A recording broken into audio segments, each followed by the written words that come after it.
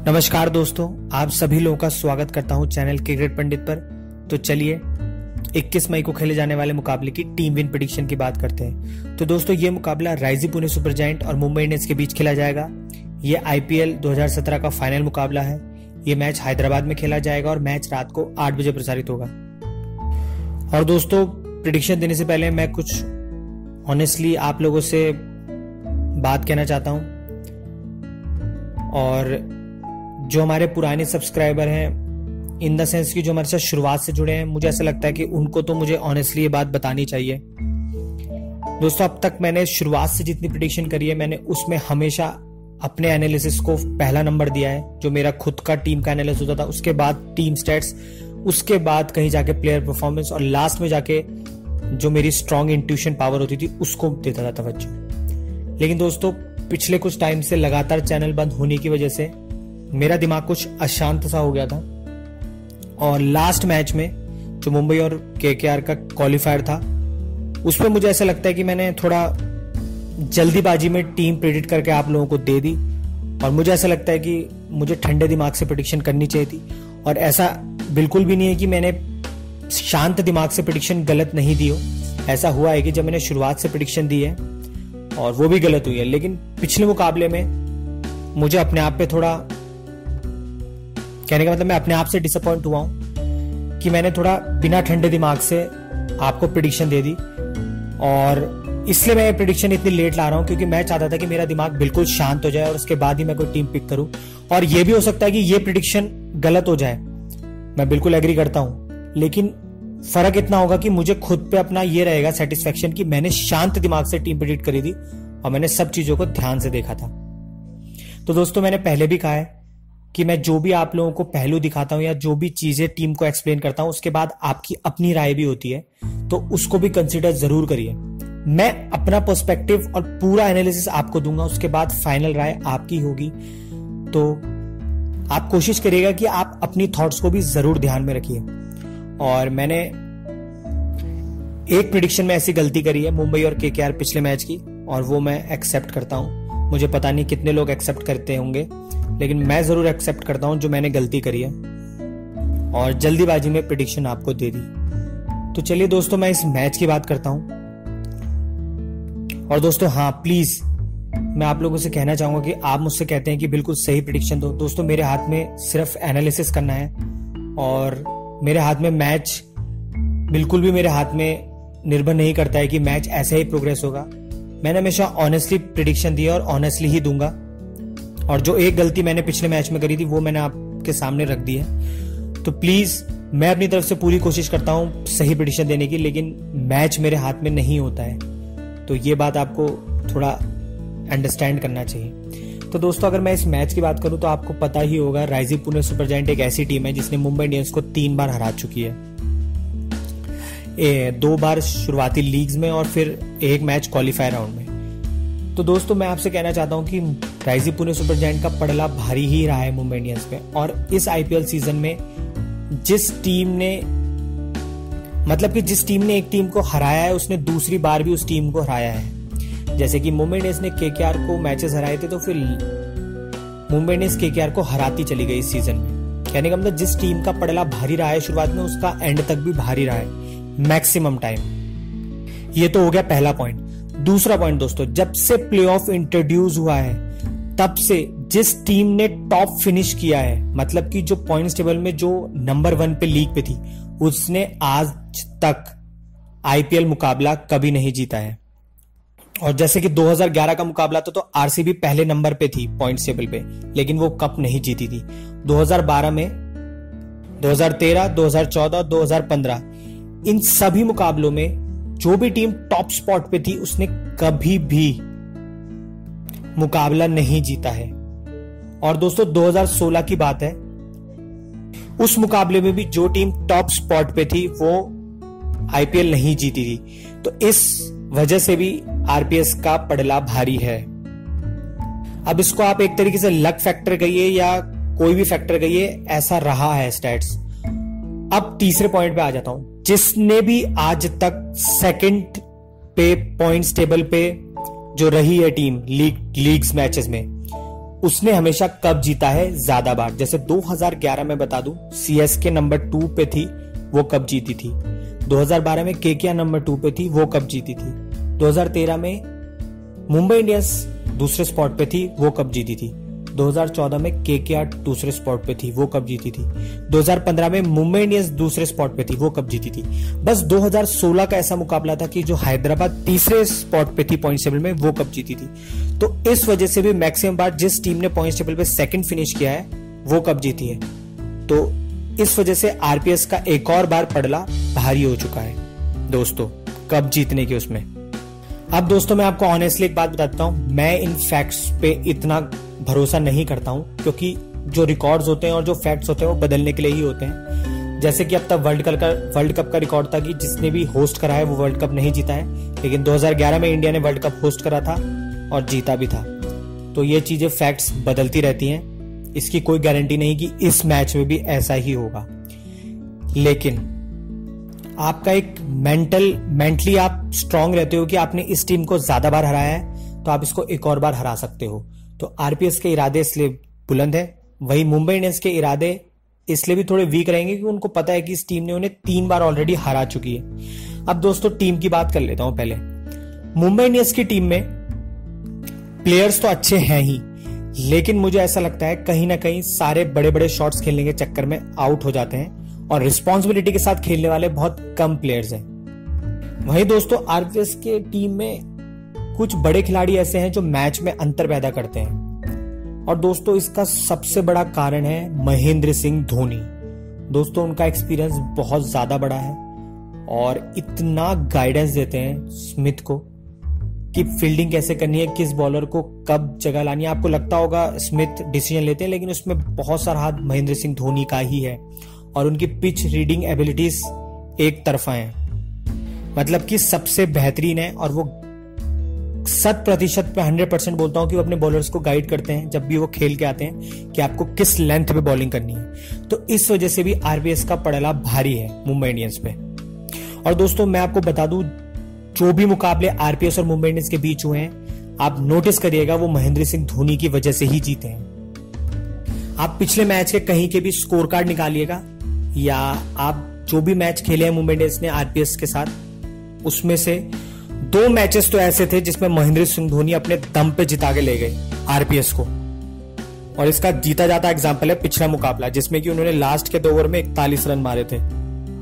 अब दोस्तों मुंबई इंडियंस की कमजोर कड़ी की बात कर लेता हूं। कायरन पोलार्ड एक तरीके से कमजोर कड़ी है मेरे अकॉर्डिंग, कि कायरन पोलार्ड ने ऐसा कोई परफॉर्मेंस नहीं दी है जो मुझे लगता हो कि टीम को जीत दिला सके 1 से 2 मैचेस को छोड़ दिया जाए। तो अगर मुझे पिक करना हो तो मैं कायरन पोलार्ड को बाहर बैठाऊंगा और अंबाती रायडू तो खेल ही रहे हैं और नीतीश राणा को अंदर खिलाऊंगा और उनकी जगह टिम साउदी को एज अ बॉलर खिलाऊंगा।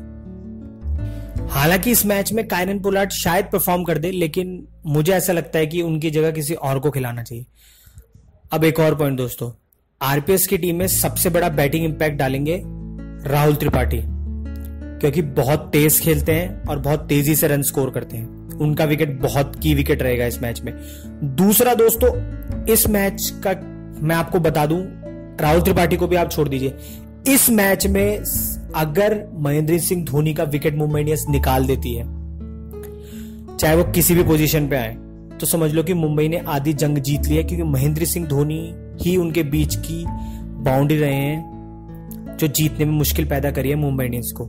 तो महेंद्र सिंह धोनी अगर चेस करते हैं तो विकेट तो उनका बहुत ज्यादा इंपॉर्टेंट हो जाता है अगर आरपीएस चेस करती है। वहीं अगर पहले खेलने आती है आरपीएस, तो महेंद्र सिंह धोनी का विकेट तब भी बहुत इंपॉर्टेंट रहेगा, क्योंकि वो ही जीत और हार का फर्क रहे हैं जब भी मुंबई और आरपीएस आपस में भिड़ी है।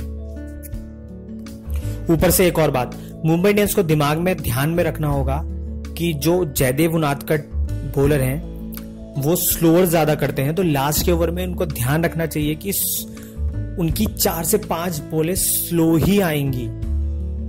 और आपने देखा होगा मैक्सिमम बॉलर आरपीएस के स्लो कटर या फिर स्लो बॉलिंग करते हैं। और उसके बाद मुंबई इंडियंस को कुणाल पांड्या को ऊपर ही भेजना होगा और उनकी जगह वाकई में हार्दिक पांड्या से ऊपर बनती है, क्योंकि पिछले मैच में आपने देखा होगा जहां पिच इतनी टफ हो गई थी खेलने के लिए, वहां उन्होंने कैसी बैटिंग करी और एक तरफ से विकेट को संभाल के रखते हैं। तो ये बहुत अच्छा डिसीजन था। तो इस मैच में भी कुणाल पांड्या को ऊपर ही भेजना चाहिए उन्होंने। और हाँ, मुझे ऐसा लगता है कि इस मैच में कोई ना कोई यंगस्टर बहुत बढ़िया परफॉर्मेंस देगा। अगर आप अब तक का फाइनल रिकॉर्ड उठा के देखेंगे तो ऐसे मैचेस रहे हैं कि किसी यंगस्टर ने बहुत ही बढ़िया परफॉर्मेंस दी है। तो इस मैच में भी वो देखने को मिल सकता है, चाहे वो किसी भी टीम के खिलाफ से हो, किसी तरफ से हो, सॉरी, कोई भी यंगस्टर आपको बहुत बढ़िया परफॉर्मेंस करता हुआ नजर आ सकता है। अब वो चाहे बैट्समैन के रूप में हो, चाहे बॉलर के रूप में हो। और हाँ, एक और फैक्ट आपको बता देता हूं, इस साल आईपीएल सीजन में हैदराबाद के ग्राउंड पे सिर्फ राइजिंग पुणे सुपर जायंट ऐसी टीम है जिसने हैदराबाद को हराया था, सनराइजर को। कहने का मतलब, सनराइजर हैदराबाद ने जब भी अपने होम ग्राउंड पे मैच खेले थे उन्होंने हर टीम को हराया था, लेकिन राइजिंग पुणे सुपर जायंट की सिर्फ एक ऐसी टीम थी जो हैदराबाद को, सनराइजर को हैदराबाद में हराया था। तो इस वजह से भी राइजिंग पुणे सुपर जायंट का इस मैच में पड़ला भारी है। अब दोस्तों फाइनल मुकाबला है, तो आप बड़े प्लेयर से बड़ा एक्सपेक्ट करते हैं। तो इस मैच में अगर मैं आरपीएस की तरफ से बात करूं तो मुझे ऐसा लगता है राहुल त्रिपाठी, स्टीव स्मिथ और महेंद्र सिंह धोनी पे काफी दारोमदार रहेगा। ये की प्लेयर होंगे इनकी तरफ से, लेकिन इनमें आप सबको हटा दीजिए, महेंद्र सिंह धोनी एक ऐसी कड़ी है जो कि जीत और हार का बहुत बड़ा फैसला अंतर पैदा करेंगे बैटिंग की, जहां तक बात करूं। और उसके अलावा वॉशिंगटन सुंदर बॉलिंग में है, वहां से जयदेव उनादकट है। वहीं मुंबई इंडियंस की तरफ से पार्थिव पटेल, लैंडन सिमंस और रोहित शर्मा पे काफी दारोमदार रहेगा इस मैच का टॉप 3 का, क्योंकि ये टॉप 3 अगर चलते हैं तो मुंबई इंडियंस काफी अच्छा स्कोर करेगी और बाद में मुंबई के पास बिग हिटर्स हैं। और बॉलिंग में जसप्रीत बुमराह और कुणाल पांड्या के ओवर्स काफी इंपॉर्टेंट रहेंगे। और हाँ दोस्तों, जो भी मैच टॉस जीतती है, क्योंकि टॉस किसी के हाथ में नहीं होता है, तो जो भी टीम टॉस जीतती है उसको पहले बैटिंग करनी चाहिए, क्योंकि बड़े मैचेस में क्या होता है कि प्रेशर आ जाता है चेस करते हुए। लेकिन अब हैदराबाद की पिच ऐसी है कि लोग यहाँ चेस करना पसंद करते हैं, तो हो सकता है कि टीम चेस करे। लेकिन दोस्तों अब मई का महीना शुरू हो चुका है, टूर्नामेंट अप्रैल से शुरू हुआ था, तो पूरा का पूरा, तो अब पिच काफी डिफरेंटली बिहेव कर सकती है। वैसे तो हैदराबाद की जो पिच है वो काफी बैट्समैन फ्रेंडली रही है, मतलब आपको इस मैच में एक हाई स्कोरिंग गेम देखने को मिल सकता है। लेकिन कुछ कुछ गेम में ये पिच ने टू पेस बिहेव किया है, मतलब कि जैसा आपने एक्सपेक्ट किया इस पिच ने वैसा बिहेव नहीं किया है। तो जो मैचेस अप्रैल में खेले जाते हैं और जो मई में खेले जाते हैं उनमें काफी बार पिचों में अंतर आ जाता है। तो मेरे हिसाब से मुंबई इंडियंस को ज्यादातर केस में चेज नहीं करना चाहिए, क्योंकि वैसे भी उनकी चेजिंग उतनी बेस्ट नहीं रही है इस आईपीएल के सीजन में, कहीं ना कहीं उन पे प्रेशर आया है। बाकी तो डिसीजन टीम का और जो कोचिंग स्टाफ है उनका जैसा फैसला रहेगा, लेकिन मैक्सिमम चांसेस है कि टीम चेज करे। लेकिन होना यह चाहिए कि पहले जो टॉस जीते उसको पहले बैटिंग करनी चाहिए, क्योंकि बड़ा मुकाबला है। अब दोस्तों आप लोगों को सभी कहेंगे, और आपको जैसे मैंने एक्सप्लेन किया कि सब कुछ राइजिंग पुणे सुपर जायंट के फेवर में है, हर चीज से लेके, चाहे आप मैच स्टैट्स ले लो, उनके प्लेयर परफॉर्मेंस ले लो, चाहे आप किसी भी चीज को उठा के देख लो।